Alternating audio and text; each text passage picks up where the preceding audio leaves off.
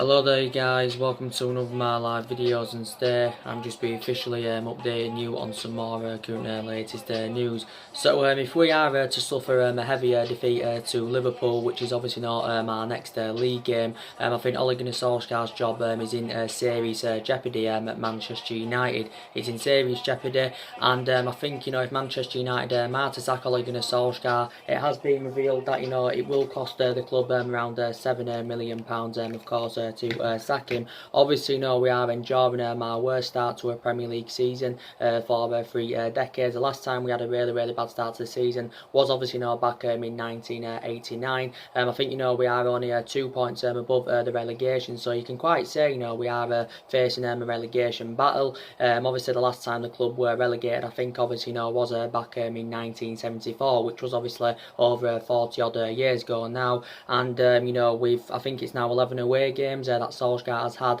without a win at Manchester United, because obviously the last time we did win away from home was obviously in the PSG game last season, of course, when we did produce that miraculous comeback. Obviously that's Ole Gunnar Solskjaer's most iconic moment as manager. But like I did say, his tenure is not going to become successful at Manchester United. Like I did say, I think the club's too big for him. He hasn't really got that managerial experience to the highest level. Obviously Solskjaer, when he was at Molde, he won a couple of Norwegian titles. Obviously only had a really short tenure with Cardiff, and his record at Cardiff also was really bad. And also we have the fourth worst record now in the Premier League. I think we've only registered 17 points from our last 16 Premier League games. But we have got the fourth worst record in the Premier League since Ole Gunnar Solskjaer had got the job permanently. I think the only teams that have got worse records than us are Brighton, Watford and Southampton. So that just indicates how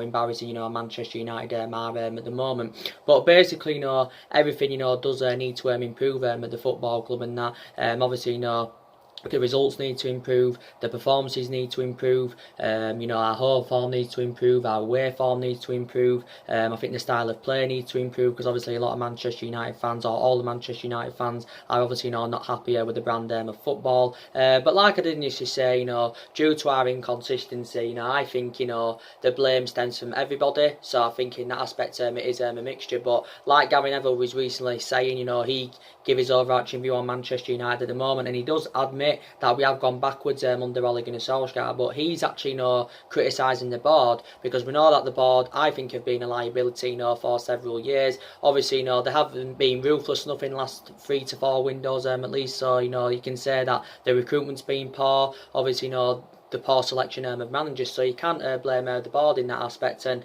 the board didn't back Ole Gunnar Solskjaer enough during the summer, as they did actually Shaw. I think also some of the blame does stem from Ed Woodward, because obviously he's the vice chairman, and obviously a lot of Manchester United fans have been demanding Ed Woodward out of the football club now for quite some time. Also some of the blame does stem from Solskjaer, because obviously some of his tactics are questionable, and I will admit Manchester United are tactically inept, and some of the blame does stem from a lot of the players, because obviously a lot of the players are performing way below par. But so far this season we've only won 2 games in the league, and I think we've drawn 3, so we've only registered 9 points from a possible 24, and we know that's nowhere near good enough to our standards. And I did say I don't think Manchester United will get relegated. I think the club's too big. Obviously there's too much money and that into the football club, but we've only managed 9 goals so far in the Premier League this season in 8 games. I think we've actually, in the games we have scored, we've scored 1 in every single game, apart from prior to the Chelsea game, because obviously we scored 4 against Chelsea on the opening day of the Premier League season. But in our last 2 games as well, I think we've failed to register a shot on target. So obviously we're struggling to create chances. Obviously there's no intensity, there's no desire in the team. There's basically just nothing, to be quite honest with you. But obviously despite our bad start to the season, obviously you've got the vast majority of Manchester United fans demanding Solskjaer now out of the football club. Obviously a lot of industries and that believe he will be gone by Christmas, but you're still getting certain Manchester United fans that are still backing Ole Gunnar Solskjaer. Maybe certain Man United fans believe us getting rid of Solskjaer will not solve a lot of problems at Manchester United if we was to get rid of him at this present time. Obviously you know, in this generation, it is the worst Manchester United team I have seen for a lot of years. And obviously, you know, we had a great team back under the Alex Ferguson era. And I did say I'm hopeful now that this team in this generation can replicate, you know, what the team did under Alex Ferguson. But obviously now we're no longer under the Alex Ferguson era. You know, it's a different era now, different players, you know, different players, different groups that we are building and that, like Ole Gunnar Solskjaer, you know, recently mentioned. But like I said, you know, some people are still saying, you know, Neville and Roy Keane and I think Giggs, you know, all former Manchester United players, they're still backing Ole Gunnar Solskjaer, and they've actually said, you know, we should give him at least a couple more windows, you know, to see who else, you know, he can recommend in to the football club, because you can still quite frankly say he's in the process of rebuilding. So maybe in their opinion, he needs to be given more time, you know, to, you know, rebuild the squad more, because analysing the majority of that team, it isn't Ole Gunnar Solskjaer's. You know, the majority of that team, of course, is Jose Mourinho's, because Jose Mourinho, you know, recommended, you know, 11 players into the football club, and, you know, Solskjaer is inheriting the vast majority of them. But, you know, I don't really get it, you know, to be quite honest, because obviously now Solskjaer's been at the football club, you know, overall now for around, is it 10 months? I think it's nearly 11 months. So in that aspect, he's been at the club, you know, just under a year. And obviously, you know, we appointed Ole Gunnar Solskjaer in December of last year, following the dismissal of Jose Mourinho. And obviously, you know, Solskjaer came in at the first term as the interim manager. You know, he served 3 months as interim manager. And in that 3-month period, you know, he did really, really well. You know, the results were good, the performances were good. You know, he was getting the best out of these group of players. He exceeded expectations, won his first 8 as Manchester United manager, as interim manager. Obviously won in total 14 out of 19. And, you know, since Solskjaer got the job in March earlier on this year, everything, of course, has just seemed to have all gone wrong. But yeah, he can't succeed as a manager. But I think the only reason, you know, we're sticking with Ole Gunnar Solskjaer at this present time, and obviously the board has softened on him, because obviously, you know, he was a club legend. You know, he was a great player for Manchester United for 11 years. You know, he flourished under Alex Ferguson's guidance, and, you know, his stats were very, very good as a player. Obviously won 6 Premier Leagues at the club as a player. You know, Solskjaer, I think in total in all competitions made 366 appearances for Manchester United, and I think he scored 126 goals. And obviously, you know, one of Ole Gunnar Solskjaer's it was his iconic moment as a player. Obviously, you know, was scoring that goal back in 1999, and of course winning the club the treble. Obviously, you know, that one of the club's greatest achievements, as we all know. But yeah, he has got that proven pedigree as a player, but, you know, he just can't succeed as a manager, you know, can Solskjaer. So I think, you know, he probably, you know, will be gone by Christmas. But reports are now saying if we can't get a result against Liverpool, then, you know, it's not assured he will be sacked. But, you know, he obviously, you know, the pressure, you know, will obviously, you know, keep mounting up on him, because Solskjaer is under now a lot of pressure at the football club, and I think, you know, he's aware of that. Obviously, you know, Solskjaer says now the situation isn't as bad, isn't as bad as the situation, you know, when we lost to Everton 4-0 last season. I think actually, you know, that was back in April. But yeah, so obviously we know that Solskjaer is making plans for the January transfer window, and so too is Ed Woodward. And obviously if Solskjaer is still to be here by January, you know, which I do doubt, obviously I think he's still keen on, you know, continuing the policy, you know, of recruiting young British players, you know, like he did do earlier on in the summer. Like, you know, I do, like I said, I've got element of concerns about Solskjaer, but I also credit him in certain aspects, as I do keep mentioning. You know, obviously, you know, he's got a lot of trustworthy in his young upcoming players, because he has given the vast majority of the young players their chances this season. We have got a lot of young players in the squad that are developing and trying to improve. Also too, you know, he did get rid of a lot of the deadwood, you know, throughout the course of the summer. So I'm happy, you know, that we did, you know, get that summer clear out, you know, during the summer. But despite the fact that a lot of players have left since Ole Gunnar Solskjaer got recommended in, I still believe, you know, there is more problematic players at the football club, you know, that do need to be moved on either in January or next summer, in my opinion. So these still more players that do need to depart the football club. And also Solskjaer, you know, did recommend, you know, 3 good players to the squad, 3 good players to the squad, you know, during the summer. You know, we spent a substantial amount. I think we spent nearly around £150 million, obviously on Daniel James and Wan-Bissaka, and of course on Harry Maguire. And we have seen glimpses of what good signings they've proven to be so far. But, you know, they've done really, really well, to be fair. So I'm glad during the summer that, you know, we did address, you know, some of the problematic areas. You know, we got that experienced centre half in. You know, we also got that right back in, but, you know, we didn't address all the problematic areas. And, you know, I can see some people's overarching overarching view on it, and that, you know, obviously we all knew it was going to be extremely difficult for us, you know, to, you know, address all the problematic areas in one summer transfer window. Obviously, you know, with our failure to qualify for the Champions League, I think that's something else that went against us during the summer, because obviously if you're not in Champions League football, obviously, you know, it's going to be harder to attract players to the elite level. But yeah, a lot of players were on our agenda during the summer, and obviously I think, you know, we'll reignite our interest in some of the players, you know, we was in for during the summer in January. You know, maybe we will leave some until next summer, but definitely we are aware that further more investment is needed in the squad.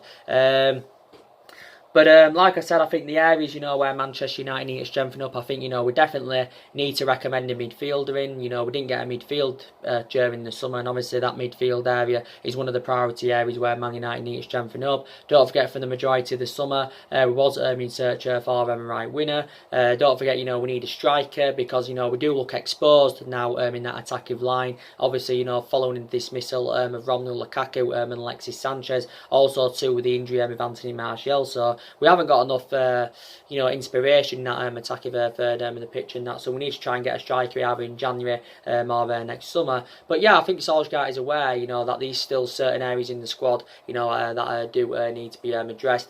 But for me, I think now you'll get the vast majority of Manchester United fans, and, you know, I think they were all saying it at the end of last season. I think they've also said it quite recently that, you know, we shouldn't have given Ole Gunnar Solskjaer the job. Obviously, you know, it's a different sort of kettle of fish, you know, when you're into him, when you're permanent and that.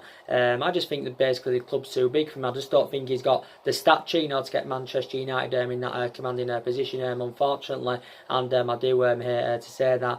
But yeah, and you know, we shouldn't have given him the job. You know, we should have waited until, you know, the end of last season, or we should have waited at some point until this season, you know, whether to decide, you know, to give him it or not. So in a way, I do feel sorry for Solskjaer, because, like I do keep mentioning, you know, I think the club have put him in a difficult position, to be quite honest with you. So I do, you know, really feel sorry for him. And like I mentioned earlier on, I think, you know, if this had been any other manager now, the way we're currently, you know, the way things are going at Man United at the moment, I think, you know, he would have gone by now. We're only stuck with Solskjaer because obviously all the fans love him and that. Obviously, you know, he was a club legend, but I think now with our bad run of form and that, I think the club, you know, are starting to lose. Well, I think that a lot of the fans are starting to lose faith in Solskjaer, you know, to be quite honest with you. But like I said to you, you know, it's worse under the Ole Gunnar Solskjaer era, you know, than what it was under the Jose Mourinho era. Obviously, you know, it's even worse than it was under the, you know, David Moyes era, to be quite honest with you. It's worse than that, and, you know, obviously, you know, Solskjaer is our fourth permanent manager since the Alex Ferguson era, and I did initially say, you know, we haven't got, you know, the structure, you know, to keep sacking managers. But, you know, if he's got to go, you know, he's got to go, and that's just the way things do go. But if Solskjaer is to be sacked, obviously he's going to be the fourth manager to be sacked, you know, since the Alex Ferguson era. But like I said, you know, Solskjaer can't invoke Ferguson's legacy at Manchester United, but, you know, regardless of who our manager is, anyway, even if we had now a manager with a proven pedigree who's dealt with top players and that, they still wouldn't replicate, you know, what Ferguson did and that. You know, we'll never be the same team that we was under Alex Ferguson. But, you know, we know that managers obviously, you know, do require you know, a lot of time and that, you know, to try and, you know, turn things around. But we know now in this generation, you know, the managers don't get the time that they would like. Obviously, back in the old generation, managers did get that time, taking into account, you know, Ferguson, you know, got given 4 years, and obviously, you know, he didn't win out in that 4-year period, and I think he was one game away from getting the sack, but he didn't. And then obviously, you know, look what he went and accomplished. You know, we had 20 odd years of success under Alex Ferguson. But yeah, I don't think, you know, Ole Gunnar Solskjaer is good enough for Manchester United. Like I did initially say, I think the club have made quite a lot of mistakes. You know, we've made quite a lot of mistakes in the past, and that, you know, I think Ferguson made one mistake, and that was, you know, recommended David Moyes into the job. Obviously, Ferguson retired in 2013. Obviously, you know, that's the last time we won the league back in 2013. In Alex Ferguson's last season. Obviously, you can quite frankly say that particular season, Robin van Persie won us the league, you know, reflecting on the amount of goals and that he scored. But yeah, Ferguson appointed Moyes in because obviously, they're both Scottish, and obviously at that time, they did get on there really, really well. But we knew obviously, Moyes was never going to succeed at the football club. Obviously, Moyes served around 10 months, sorry, at Manchester United, and he didn't have a long tenure. I think Moyes has had the shortest tenure as manager at Manchester United since the Alex Ferguson era. And I think what Ferguson should have done is he should have actually recommended Jose Mourinho in after he retired. Then maybe if we'd have got Jose Mourinho after Ferguson retired, then maybe it would have been a different scenario with Manchester United. To be quite honest, because Jose Mourinho, was regarded as one of the best managers in the world. Back in the old generation. That obviously reflecting on all the silverware he's won. Mourinho's got that proven pedigree and that. But I think the club appointed Mourinho in too late. Obviously, we got him in after Louis van Gaal got sacked, and Mourinho had a 2.5-year tenure at Manchester United. So he's actually at the moment the longest serving manager we've had.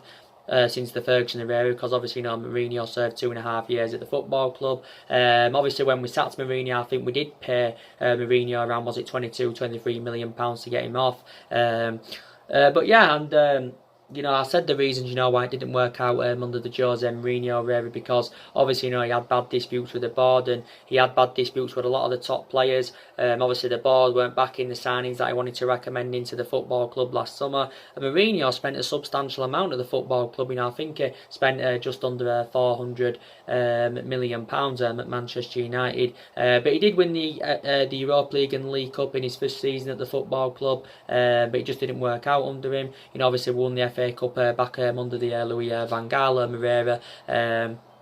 But yeah, like I've already mentioned, the reasons, why it didn't work out in all the managerial eras.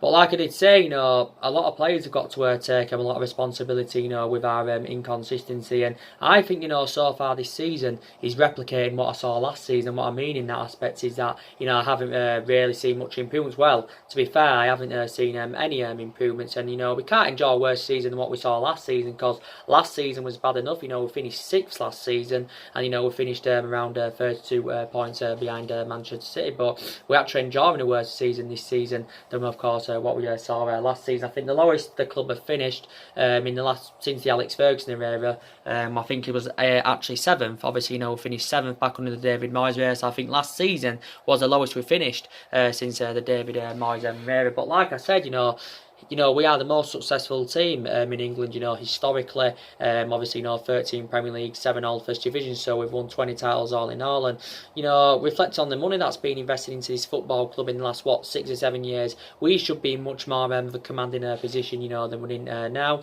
Not only that, the money that's been invested, we've also got players on big contracts now at the football club. You've got, obviously, Marcus Rashford. Obviously, he's on around, is it nearly £300,000 a week? I think since Rashford signed his new long-term contract earlier on in the summer, he hasn't performed to the standards as we all expected. And Rashford, of course, he's only 21 years of age. Obviously, he has still got a lot of development in him. But analysing the majority of his performances so far this season, Marcus Rashford has been very, very poor. And like I said, a lot of people, do believe he is overrated. Recently, just recovered from a groin problem. But Rashford has mainly enjoyed a difficult time this season in comparison to his time, when he first broke into the senior squad. Rashford, I think, signed a new 4 or 5 year deal with Manchester United early on in the summer. Obviously, you've got Anthony Martial, who's on around, 200 grand a week. He signed a 5-year deal back in January. To be fair to Anthony Martial, I think he's doing really, really well. Well, he enjoyed a great start to the season, obviously, before he had sustained that thigh injury. Obviously, in the 2-1 defeat to Crystal Palace, Martial did really, really well. And I think he's flourishing at Manchester United, and he is getting better. He's Anthony Martial. Obviously, it got confirmed at the start of the season that, obviously, Anthony Martial has been given that number 9 shirt, which is very, very good. And he does seem to be more effective in that central position, even though he predominantly plays out on the left, out wide. But yeah, he's more effective in that number 9. And Martial and Rashford are compatible in that aspect, because they can both play in the same positions. They can both play centrally, and of course they can both play out wide. But Martial now is actually into his 5th season at Manchester United, and he has scored over 50 goals for the football club in all competitions. But yeah, I think he's actually now closer to regaining full fitness, because don't forget, he's missed the last 6 games for Manchester United in all competitions. You've got Paul Pogba. He's on what, 290 grand a week at the football club. He's on just under 300 grand a week. So in that aspect, he's actually one of the highest paid players there at Manchester United is Paul Pogba. Obviously, he hasn't performed nowhere near to the extent as how Daniel James, Al Wan-Bissaka, Harry Maguire, and even how Scott McTominay has performed. I think, to be fair, McTominay has put Paul Pogba to shame. And Paul Pogba, I think, analysing the majority of his Man United career since he rejoined from Juventus back in 2016, I think he's been very, very inconsistent in comparison to his time in Turin with Juventus, because he did have 4 great years in Turin as Paul Pogba. Don't get me wrong, we have seen Paul Pogba at his best as a Manchester United player. We mainly saw him at his best in that 3-month period when Ole Gunnar Solsjaker was the interim manager and that, and you mainly do see the best of Paul Pogba when he is freed up. That's when that's when you mainly see the best of Paul Pogba. But as you all know, a lot of reports have been circulating out quite recently saying that Paul Pogba is demanding a substantial 600 grand a week from Manchester United if he is to renew his contract at the football club, and 600 grand a week equates to around £30 million a year. I can't see Manchester United, to be quite honest with willing to meet his wage demands, even though we've probably got the financial power, to meet his wage demands. But 600 grand a week is asking for too much, basically. And I think Man United have become infuriated with Paul Pogba's contract, obviously, with the wage demands, basically, with the substantial wage demands. And I think we've actually spoken to Paul Pogba's agent, Mini Raiola, to discuss Paul Pogba's future at the club and also of the possibility of renewing his contract. But I'm glad, we convinced Paul Pogba to stay at the football club at least for this summer. Obviously, with our failed to land a midfielder in during the summer and that. And Ole Gunnar Solskjaer does know how much an imperative player that Paul Pogba is. Because don't forget as well, Solskjaer did manage the Manchester United reserve team, for a couple of years. And obviously, he watched some of this team at this day and age go and develop. And of course, one of them was Paul Pogba. So initially, Solskjaer and Pogba built a great relationship together. But obviously, I think the relationship is slowly fading, if I'm going to be quite honest with you. But obviously Paul Pogba's still got 2 years left in his current deal at the club, with an option to extend it by a further year.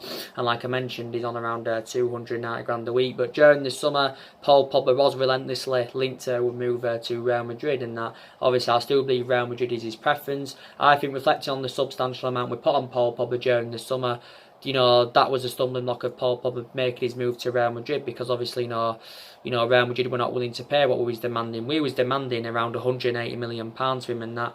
Obviously, we paid £89 million for him. Obviously, Paul Pogba is our most expensive signing. But yeah, I think he'll either move in January. If he doesn't move in January, he will move next summer. But yeah, Real Madrid, I think, will definitely reignite their interest. If Paul Pogba is to renew his contract at Manchester United, then maybe Real Madrid's alternative then, probably, will be to go in for Christian Eriksen, because Christian Eriksen comes to an end of his deal with Tottenham, I think, at the end of the season. And don't forget, Real Madrid were in for him during the summer. I do believe Christian Eriksen's preference was to make a move to Spain. But yeah, and Paul Pogba's obviously out with injury at the moment. Obviously, he's out with a foot injury. Well, he suffered the recurrence of his foot injury in obviously in the 1-1 draw with Southampton. I think it was back in August, was it, or earlier September. But he is being further assessed. But I think he should be back for the game against Liverpool. But Pogba, confirmed early on this summer that he wanted to leave Manchester United. He said this back in June, and he did say he was seeking for a new challenge. Still, his performances need to improve. You've got obviously David De Gea. He's on 375 grand a week at Manchester United. So obviously David De Gea is the highest paid goalkeeper in the world. Obviously, I still say he is overall regarded as one of the best goalkeepers in the world. But I think at this present time he isn't the best in the world. So I'll take that into account. I think probably Liverpool's Allison's better than De Gea at the moment. Probably maybe even Manuel Neuer is better than De Gea at the moment, because De Gea hasn't performed performed to his best, you know, at least in the last, 6 or 7 months. But analysing the majority of David De Gea's career, you know, I think he's been mainly consistent. You know, he's been at Manchester United now 8 years as De Gea. He's now into his 9th season at Manchester United, and so he's been a long servant. You know, he's been here since the Alex Ferguson era. But analysing it, I think De Gea's probably had around, I think he's had around 7.5 good years at the football club at least. But for the majority of his career, he has done really, really well. So I do admire him for that. And I think De Gea's 28 years of age, so he's still got a lot of development in him. But he did sign a 4-year contract, you know, don't forget, with an option of a 5th year, which was very, very good. So I'm glad David De Gea, you know, stayed at the football club. But he did get around £175,000 pay rise when he signed the contract, because obviously when he was on his current deal, he had a year left on his current deal before he signed the new contract. He was on around 200 grand a week. You've also got Harry Maguire. He's on 200 grand. I think he's on around 200 or just over 200 grand a week at Manchester United. To be fair, I think, like I mentioned, you know, Harry Maguire has done really, really well so far this season for Manchester United. Like I do believe, you know, that the club did overpay for Harry Maguire. If I'm going to be quite honest with you, obviously, you know, we paid £88 million to him, and I think, you know, £88 million was too substantial for Harry Maguire, especially. You've got Liverpool that paid £75 million for Virgil van Dijk. Obviously, you know, and obviously, you know, Harry Maguire is nowhere near on Virgil van Dijk's calibre or level. So we actually paid £5 million more for Harry Maguire than what Liverpool did for Virgil van Dijk. But yeah, he's done really, really well, Maguire. But £80 million was too much. But, you know, we're known for doing it in recent years anyway. You know, we're known for overpaying for players. You know, we're known for obviously, we're known for obviously, letting them go for next to nothing in that, you know, when it comes to letting them players go and that, which is obviously bad business from the football club. You know, there's been prime examples of it this summer. But I think Harry Maguire, you know, will become a success at Manchester United. But yeah, he's on around 200 grand a week. But I think he does show great leadership in that back line, to be quite fair. And I think Lindelof and him are mainly blended in, you know, very, very well together. But we did sort a lot of the contract renewals out in that earlier on in the summer, which was, you know, very, very good news. I think these actually certain players that we shouldn't have give contracts to. So we shouldn't have give Jones a new long-term contract last season. He obviously, you know, he'd got an increase on his wage. We shouldn't have give Young a new 1-year extension last season. Obviously, some people say we shouldn't have give Scott McTominay a new long-term contract last season. I think Pereira signed a new deal, was it early on in the summer? Mata, I'm glad he signed a new deal. Mata, he's early on in the summer, he signed a 2-year contract with an option of a further year. And yeah, you know, some people are now saying, you know, that Juan Mata, you know, should be selected on a regular basis and that. We know that Juan Mata has no longer got that pace anymore, and he's obviously, you know, no longer first choice now in the Manchester United team and that. But he still does get his chances, you know, here and there. You know, he mainly, you know, does make, you know, substitute appearances, you know, there's Juan Mata. But analysing it, you know, I think, you know, he's had a fantastic career with Manchester United, to be fair. But like I mentioned, you know, we've got a lot of young players in the squad and that, and like I said, the vast majority of them, you know, have been given their chances this season. And I'd even actually say, you know, not all the young upcoming players are obviously, you know, going to become a success at Manchester United. Like I said, you know, it could only turn out that Mason Greenwood, you know, becomes the only successful one at the football club. You know, Greenwood only turned 18 years of age at the start of this month. Obviously, you know, he's played games this season. He's not yet started a game from the start in the Premier League. You know, Greenwood has made, 6 substitute appearances in the Premier League so far this season, but scored on 2 occasions, you know, scored in the games that he started against FC Astana in the Europa League and Rochdale in the Carabao Cup, and he scored and he came up with a moment of quality. And I think Mason Greenwood's better as a number 9. You know, we actually, you know, did play him on the right against Alkmaar, Mason Greenwood, but I think of him being a number 9 in that aspect is a much better solution than Marcus Rashford, definitely, you know, at this present time. But Solsjaker did assure that Mason Greenwood, you know, will anyway get more minutes under him. What are you doing? The sun's shining through your window. Mm-hmm. So if it is, move out with a minute. Yeah.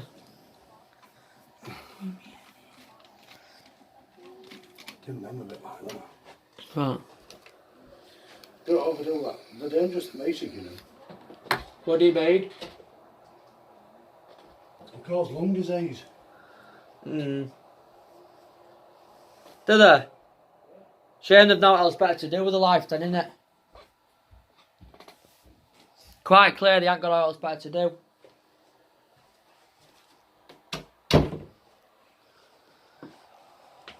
But yeah, Mason Greenwood, so it's basically impossible to leave him out of the team. You know, if he does keep scoring, he does keep the consistency up and that. But yeah, I think he'll become a success at Man United. By the time he's, 23, 24, I think he will be a world-class centre-forward. I've got some element of concerns about, certain young upcoming players. Maybe some of them are not good enough for Manchester United, or maybe, some of them do need to be loaned out. Like I mentioned to you on my recent videos, I've got element of concerns about Chong. He's totally comparison to Mason Greenwood, to be fair. I don't know if he's got, all the attributes to succeed as a Manchester United player. Obviously, Chong's 19, made his debut for the club last season in the 2-0 win against Reading. He made his debut in the Champions League against PSG last season, don't forget. And he has played a couple of times this season as Chong. So I've got some concerns about him. McTominay, in regards to him being a long-term solution, I've got element of concerns about that, but at this present time, at the moment, I haven't got any element of concerns about him because, he has performed really, really well this season as McTominay. Obviously, he started, I think, all the league games, or I think the vast majority of them. He wasn't so good against Newcastle, but I think, prior to that, I think he's done well in all his other games and that. He scored a good goal against Arsenal. You've got, obviously, Fred. I think the club need to give Fred a bit more time. Obviously, he has only been at the club, since last summer. So he's been here, I think, just over a year. We paid just under £50 million for him. But we have seen glimpses of how good, Fred can be. And that, sometimes he can hold the ball well. He's mobile on the ball and he can, defend well. But a lot of United fans have got element of concerns about Fred. But I've got to be honest anyway, our midfield is absolutely abysmal. You've got Angel Gomez, obviously, he's another one of our midfield options. He's just recently been injured not too long ago. You've got Alex Tuanzebe, I think he's another young upcoming player that can become a success at Manchester United, Alex Tuanzebe. Obviously, in the games he's played in this season, I think he's done mainly well. Brandon Williams, I think he actually made his first senior appearance for the club in the 0-0 draw with AZ Alkmaar. Don't forget, Brandon Williams did play at left back. Don't really know much about this Brandon Williams, to be quite honest with you, but I did know he played in the AZ Alkmaar game. You've got Diego Dalot. He's obviously, another player that's been at the club, only since last summer. We need to give him time. He has made a couple of appearances, for the club so far this season as Diego Dalot. I thought he did well towards the back end of last season, to be fair. Dalot, I think, played at right wing, quite a few times towards the back end of last season, because obviously last season Ashley Young, was our first choice right back. And like I said, the vast majority of our players now that are out with injury, they should be back, for the game against Liverpool, and well, I'm hopeful that they can be anyway. I'm not, using that as an excuse with the injuries and that we've had. I'm not even taking that into account. It's no excuse. Maybe we have, got some players, out with injury and that, but we should still be performing, better, than we currently are at the moment. But, I said, we are facing a relegation battle. I think Bissaka should be back for Liverpool as well. He's been out with illness, so he's missed the last 2 league games for Manchester United. He's been out with tonsillitis. Mason Greenwood obviously had tonsillitis not too long ago. Anwan Bissaka, a lot of people believe, he's been one of our most consistent signings as Anwan Bissaka. I think he's actually been one of our most consistent signings. He's a right back. Wasn't a right back when he was younger. He was actually primarily a right winner when he was younger. But as he was developing, he got rotated as a fullback, did Anwan Bissaka. And I think if he keeps the consistency up, his valuation will persistently grow. Luke Shaw, he's missed the last 6 games in all competitions for Man United. Obviously, he's the club's first choice left back, and I think he should be back, for Liverpool. Well, hopefully he can be back anywhere. Don't assure anything, no. Bailly, we know he's not going to be back for Liverpool because he's out, I think, until the end of December or the new year. He's a long-term absence. I don't think Fosu Mensah will be ready for Liverpool. Well, maybe I might be wrong, but he's obviously actually been out of injury for quite some time now. As Fosu Mensah, he returned to the club earlier on in the summer, because don't forget he was on loan last season, with Fulham, was Fosu Mensah. I think he's out with a knee injury. Lingard, he's been out with a hamstring problem. He actually came off in the game against AZ Alkmaar with this hamstring problem in stoppage time. Don't forget he had illness earlier on in the season, did Jesse Lingard. Phil Jones is injured as well. He's another player that's injured. I think he came off injured in the win over Rochdale in the Cowbell Cup. But yeah, we have still got quite a few injuries. But like I mentioned to you, like I did mention to you on my previous videos and that, Solsjaker's going to be definitely going. The board are not going to keep Solskjaer at the football club. We can assure that's obviously not going to happen, because with the size of this club, we can't put up with the current position we're in now. It's not basically not acceptable. And who do you think should come in to replace Ole Gunnar Solskjaer? Now, I think actually Mauricio Pochettino is the favourite, to come to Manchester United, to replace Ole Gunnar Solskjaer, because I think Pochettino now is in a similar. I think he's in a similar sort of position position to Ole Gunnar Solskjaer, because I think they are both under pressure. Obviously Tottenham have endured a difficult start to the season, and like I said on my last video, I think he's likely to be Manchester United's next manager, because don't forget, before we recommended Ole Gunnar Solskjaer in, after the sacking of Jose Mourinho, we was in for Pochettino for, quite a long time basically, and at the time we went in for Pochettino, obviously he had no intentions of leaving Tottenham. Obviously Pochettino is well proven in the Premier League, and I think a lot of people believe he would be the right man for Manchester United. He can elevate this club forward, and maybe a lot of people believe he'll suit the strappings and that of the football club. The element of concern I've got about Pochettino is he hasn't won out in terms of silverware yet, and obviously these are his expectations now with Tottenham, is to win some silverware. He got Tottenham to their first ever Champions League final last season, but obviously they lost to Liverpool 2-0. But Pochettino, analysing the majority of his tenure with Tottenham, I think he's been mainly consistent. Obviously good at developing young players. Obviously had a short tenure at Southampton before he went to Tottenham, so he's been in the Premier League now for around 6 years, or is it 7 years or something like that. Pochettino has been managing since 2009. He began his managerial career in 2009. Obviously, I think with Espanyol. Pochettino. I don't think there's any release clause included in his contract, by the way, because don't forget Pochettino signed a new 5-year contract with Tottenham last summer, worth up to around 8.5 million a year. But I think it did, as you say, that Man United to hire him in, obviously would have to pay around £32 million in compensation. This is what obviously Tottenham are demanding. But there again, obviously as you all aware, Daniel Levy, the Tottenham chairman, is a hard negotiator, as you all know. But I think he is, I don't know if he'd be the right man for Man United, but maybe he would be. But probably would do a better job, than Ole Gunnar Solskjaer. But I think he's the favourite, to come in. We know that there's been a lot of talks going on about Massimiliano Allegri from Juventus, well, the former Juventus manager. Obviously, he stepped down earlier on in the summer as Juventus manager, so hasn't been managerless, for that long. Do you think Massimiliano Allegri would be the right manager? Obviously, he's never managed in the Premier League. Obviously, never played in the Premier League. He's actually spent the entirety of his career so far in Italy, as manager, and obviously, when he was a player. But obviously, the majority of silverware he won, obviously, where he came at Juventus. So there's been talks about Massimiliano Allegri. Maybe, some people like to see Brendan Rodgers come in. I don't see him coming in, because obviously he just joined Leicester earlier on in the summer, and he's doing a really, really good job with Leicester. And maybe some other managers' names will be mentioned, who obviously are unlikely to come in, but they still may have been mentioned in that.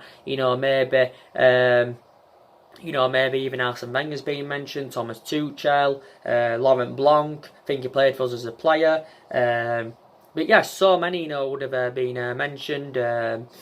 Ryan Giggs may have even been mentioned, but I don't think Ryan Giggs, will come in as Manchester United manager. He hasn't got that managerial experience, really, has he? I think Giggs in total, if I'm right, served around, 24 years at Manchester United? I think he was at the club over a decade with Ryan Giggs. Don't forget, we did have Giggs as interim manager for a short, very, very short period.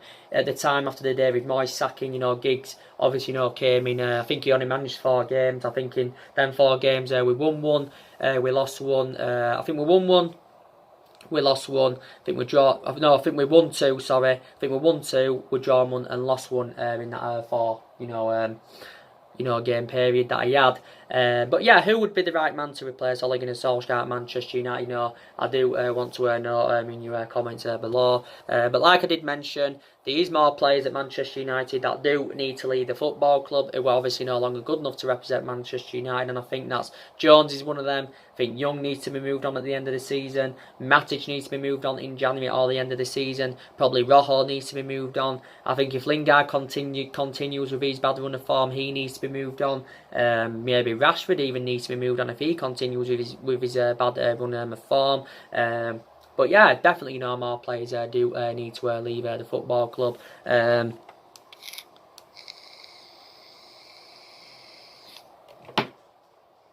Definitely more players do need to leave the football club. But like I mentioned, Liverpool is going to be a very, very tough game for us. It's going to be a very, very tough game. Is Liverpool at home? Liverpool have won all their 8 games so far this season. They're sitting top of the league, and I think it could be their year this year. City have slipped up a couple of times this season. Like I said, in regards to the experience, City have got that experience of winning the league, and that obviously they've won, the last 2 on the trot on that. But I think it's Liverpool's year this time, and Liverpool obviously, for me as a Man United fan, I don't want them to win it, but I think they are going to. But they haven't won it for 30 years, obviously, since the Premier League got founded in 92 or was it 93, if I can remember rightly.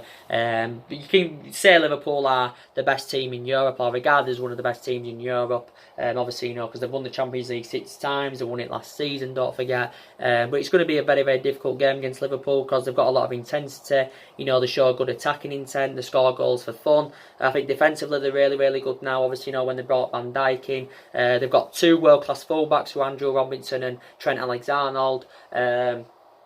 But yeah, if we've got to play out of our skins to basically get a result against Liverpool. I can't see us getting a result against Liverpool, and I don't see it happening to quite. So I think they're going to win comfortably, and I think it's going to end Solskjaer's tenure at Manchester United, in my opinion. So anyway, so I just wanted to tell you that if we do suffer a defeat, or even if it's maybe it doesn't have to be a heavy defeat, but according to the media, if it is a heavy defeat, like we suffer from Liverpool, I think, Ole Gunnar Solskjaer's tenure is probably going to be over at Manchester United. But obviously, the club are reportedly going to have to pay around £7 million to sack him. This is obviously what it said. So anyway, guys, drop your comments, likes below on the channel. If you do, consider subscribing. As always, and take care. God bless, and I'll see you all again very, very soon. Thanks for watching.